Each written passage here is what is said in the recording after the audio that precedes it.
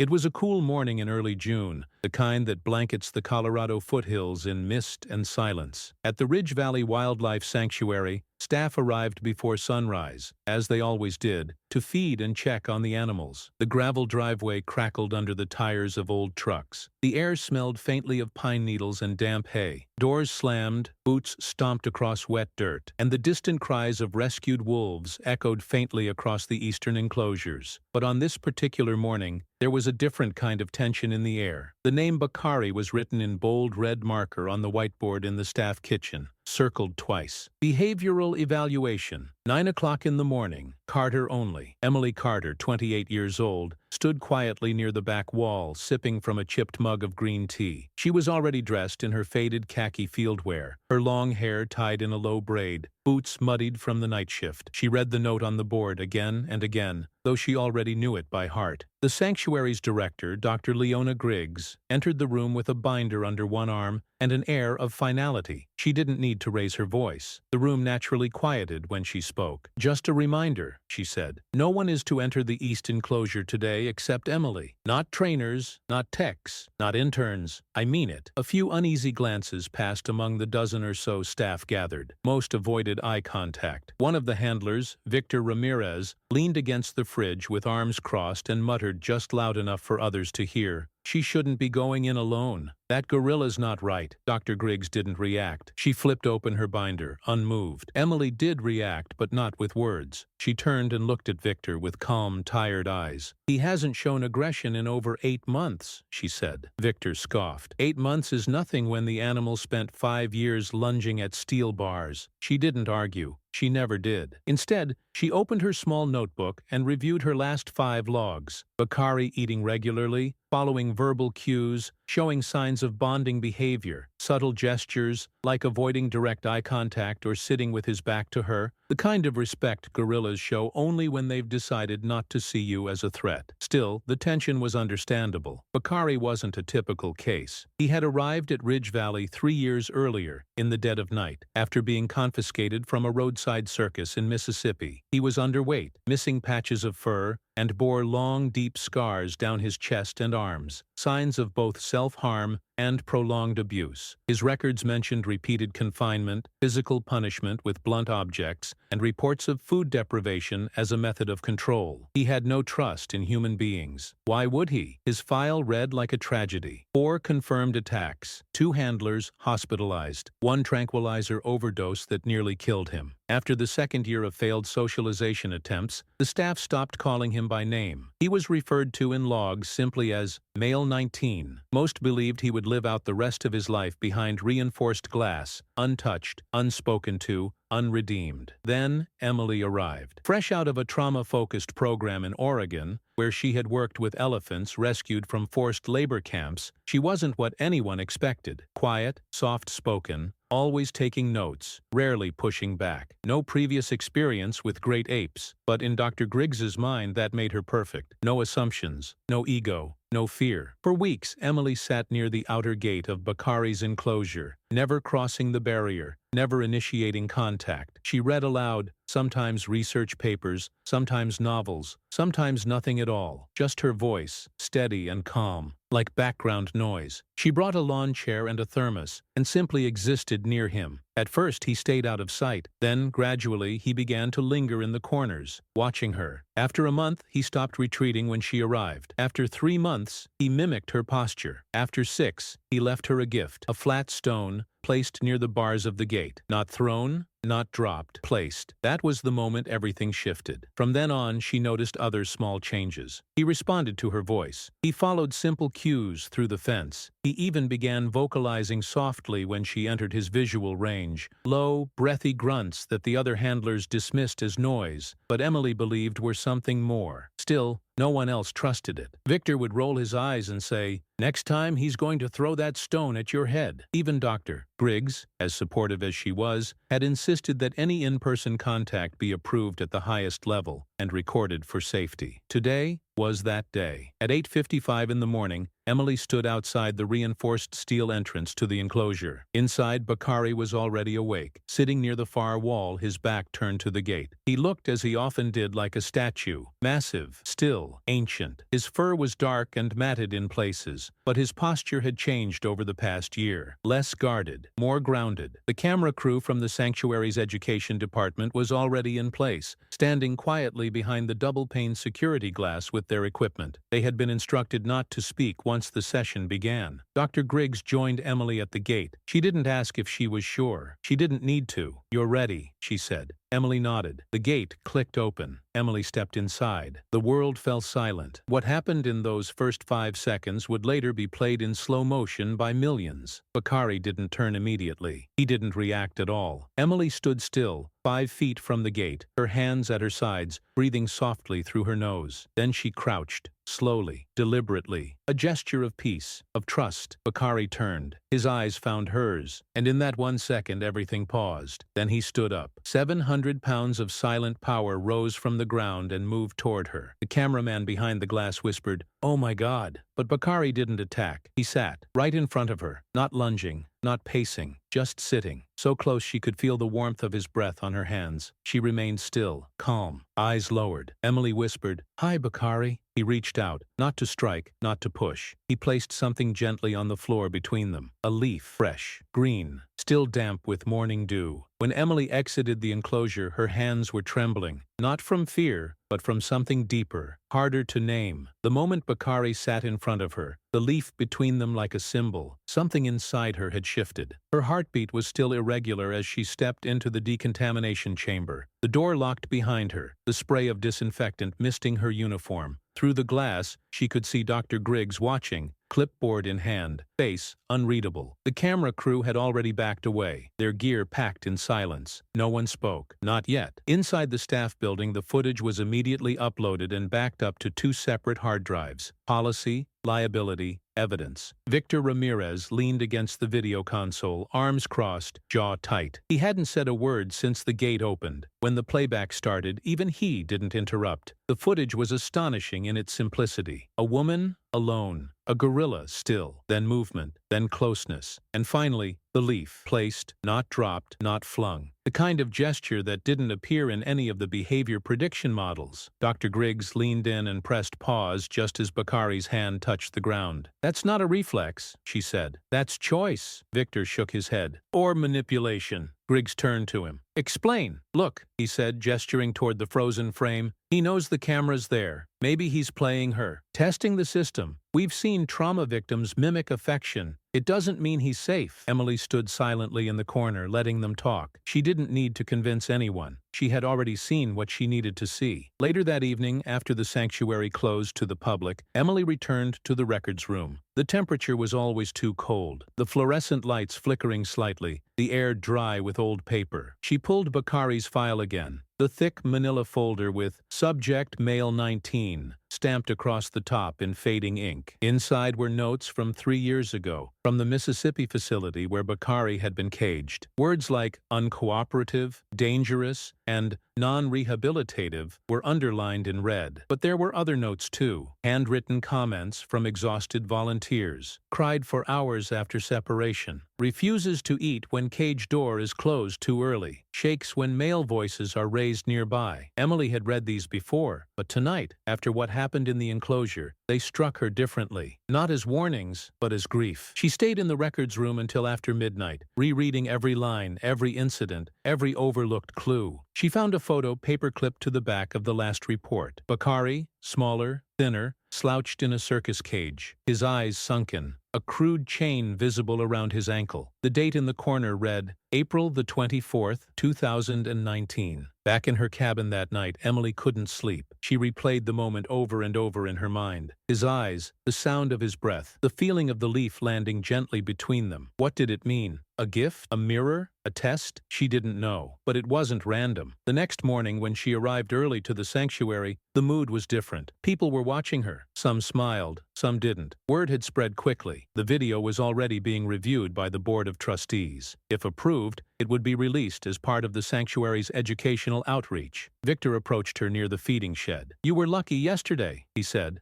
not unkindly. "That's all?" Emily looked at him. "Luck doesn't last 6 months." He didn't answer. By midday, Dr. Griggs called a staff meeting. Everyone gathered in the large multi-purpose room. Folding chairs, old projector, the smell of coffee and sanitizer. She showed the footage again, frame by frame. But this time, she paired it with data. Heart rate telemetry from Emily's suit. Temperature shifts in Bakari's enclosure. Vocal analysis. Response time. Nothing suggested aggression. Nothing suggested deceit. If anything, Bakari's calmness mirrored Emily's down to the second. "This isn't a breakthrough," Dr. Griggs said. "It's a beginning." Some nodded. Others remained skeptical. But no one dismissed it. In the days that followed, Emily was allowed to continue supervised sessions inside the enclosure. The rule was simple. No direct contact, no sudden movement. One mistake, and everything would end. But Bakari seemed to understand. He remained calm. He sat near her. He listened. Sometimes he brought objects. Once, a smooth pebble. Another time, the shell of a beetle. Once, shockingly, the torn strap of an old boot. Something from the past. Perhaps a memory. Emily always accepted these items gently, placing them to the side, acknowledging them without praise or rejection. The leaf, though, the first one, she had kept, pressed between the pages of her logbook, now dry and brittle, but intact. On the 10th day of supervised sessions, something new happened. Emily entered the enclosure as usual, crouched as usual, waited in silence. Bakari approached, and instead of placing something between them, he reached out slowly and, for the first time, touched her sleeve. Barely, just a brush of knuckle against fabric. Then he sat again, still, calm, watching. By the afternoon of the 11th day, the video of Bakari placing the leaf between himself and Emily had gone viral. What began as a scheduled internal report for the sanctuary's board had quietly leaked. An assistant on the media team had forwarded a clip to a former classmate at a local Denver station. From there, it spiraled. Within 48 hours, it was shared by national networks, animal rights influencers, and psychology forums around the world. The footage was silent, unedited. Just the gorilla, the woman, and the leaf. Comment sections were flooded with speculation. Some called it a miracle. Others accused the sanctuary of staging the moment. A few voices, mostly from zoological institutes, warned that the video romanticized unpredictable behavior, but no one could look away. In the Ridge Valley cafeteria, where employees usually ate in silence or small groups, the mood had shifted. Everyone had something to say now. Conversations started with, "Did you see?" or "My aunt sent me," or "They're calling her the gorilla whisperer." Someone had even started printing memes and taping them to the fridge. Emily ignored them. She always had. But this time, the silence around her felt different. It wasn't the cautious uncertainty of before. It was admiration, mixed with fear. Not of her, but of what came next. That evening, Dr. Griggs knocked gently on the door of Emily's cabin. "I need to speak with you." Emily set down her pen and opened the door. Griggs stepped inside, still in her boots, her coat dusted with pine needles. "There's pressure coming from the foundation," she said. "They're receiving legal inquiries from advocacy groups. Some are threatening to sue if you continue the sessions without a second handler." Emily didn't answer. "They've reviewed the footage. They're not questioning your competence, but they're afraid of liability, of setting a precedent, of what happens if something goes wrong after the video went public." Emily leaned against the edge of her desk. "Has anything gone wrong?" "No." "Has he shown any signs of regression?" "No." "Then why are we punishing stability?" Griggs looked tired. She took off her coat and sat down. "We're not punishing it. We're trying to preserve it. If one person gets hurt now, this entire project, this sanctuary, will become a headline for all the wrong reasons. They'll call him dangerous again. They'll fund his removal. They'll shut this place down." Emily looked away. Through the cabin window, the sky was darkening. She could just make out the outline of the enclosure wall. "I don't think he wants to hurt anyone," she said. "I know you don't, and I believe you, but we're not the only ones who matter anymore." The next morning, Emily arrived early. The air was crisp, the ground still wet from the night's rain. She stood outside Bakari's enclosure, clipboard in hand, coat zipped to her neck. He was already there, sitting near the gate. He had waited for her. She entered under supervision, as required. A second handler stood behind the security barrier, radio in hand, ready to call in the emergency team if needed. It changed the atmosphere. Emily could feel it. So could Bakari. He didn't move, didn't sit closer. His gaze was not hostile, but it was no longer soft. Something had been disturbed. Emily sat quietly and waited. After 10 minutes, he turned his back to her. For the first time in over 6 months, he disengaged. Later, she wrote in her log, "Subject showed signs of mistrust. Likely response to presence of second human. Recommend reduced visibility. Re-establish nonverbal consistency. Avoid eye contact until comfort returns." The following sessions followed the same pattern. He would approach, look, but never sit. Never gift, never touch. Emily remained calm. She read aloud. She breathed slowly. She stayed. On the 6th day of this change, something different happened. She was about to exit when Bakari moved to the far end of the enclosure and began digging at a patch of dirt near the rocks. It was purposeful, focused. After a minute, he pulled something out. It was a piece of rusted chain, roughly 12 inches long. The links were old, weathered, part of a buried fixture from the circus transport years before. He walked with it toward the center of the enclosure, not aggressively, and placed it on the ground. Then he stared at Emily. He didn't growl, didn't posture. He just stood over the chain, breathing, waiting. She didn't move. He turned and walked back to the corner. Later that night, Emily wrote, "Subject unearthed symbol of past trauma, placed it deliberately in shared space. Behavior suggests recognition, possibly trust exercise, possibly warning." She didn't show the footage to the team. That same week, media crews started showing up outside the sanctuary gates. National outlets, podcast hosts, documentary scouts. Everyone wanted the story. Everyone wanted her. Emily declined every interview. She let Dr. Griggs handle the press. Inside the sanctuary, Emily's days became more structured. She was restricted to 15-minute sessions, with observation from 2 techs and 1 medic. Every interaction was logged. Every item Bakari touched, documented. The space between them had grown again. Not physical, but emotional. She knew it, and so did he. On the evening of the 18th day since the video leak, Emily sat alone on the bench outside the veterinary wing. The sky was turning pale gold. The air smelled of eucalyptus and old hay. Dr. Griggs approached. No clipboard this time. "He's not responding to anyone else," she said. Emily nodded. "I know. You're the only one he looks at." "I know." Dr. Griggs hesitated, then said, "The Foundation's asking us to end the program in 3 days. Emily didn't flinch. "I'll use the time well," she said. And she did. The final morning came quietly. No press, no ceremony, no goodbyes, just mist curling around the hills of Ridge Valley and the rhythmic hum of staff unlocking gates and loading feed carts. Emily arrived before sunrise, as always. She signed the standard liability form, clipped her badge to her collar, and walked in silence to the enclosure. Her 15-minute window had been scheduled for precisely 7 o'clock. 2 techs and 1 medic stood behind the double-glass panel, clipboards in hand, radios fully charged. Everything was by the book. Everything except what Emily felt in her chest. Bakari was already awake. He sat near the far side of the enclosure, his massive body still, his breath visible in the cold air. He didn't rise when she entered, didn't move, but his eyes followed her. She crouched slowly, keeping her posture low and relaxed. Her breathing matched the tempo she had practiced with him for months. Calm, deliberate, predictable. He watched. For 7 minutes, nothing happened. Emily didn't read. She didn't speak. She simply sat. In her mind, she replayed everything. The first feather he had left at the gate, the sound of his breathing when he mimicked her calm, the day of the leaf, how gently he had placed it on the ground, the moment he had brushed the sleeve of her uniform, the chain, too, that piece of rusted metal he had unearthed, a message from a past neither of them could speak aloud. At minute 8, Bakari stood. Emily didn't move. He walked slowly toward her. No tension in his shoulders, no flaring nostrils, no sound. He stopped 4 feet away and lowered himself onto his forearms, head tilted slightly to the side. Then he reached into the soft dirt beside him and pulled something from under his body. A flat stone, small, gray, smooth, rounded at the edges. He nudged it forward, inch by inch, until it was halfway between them. Then he sat back. Emily didn't reach for it. She looked at him, eyes soft, hands still. The moment stretched. Behind the glass, no one said a word. At minute 11, Bakari exhaled deeply. 1 long breath, almost a sigh, and turned away. He walked back to the far end of the enclosure, sat down,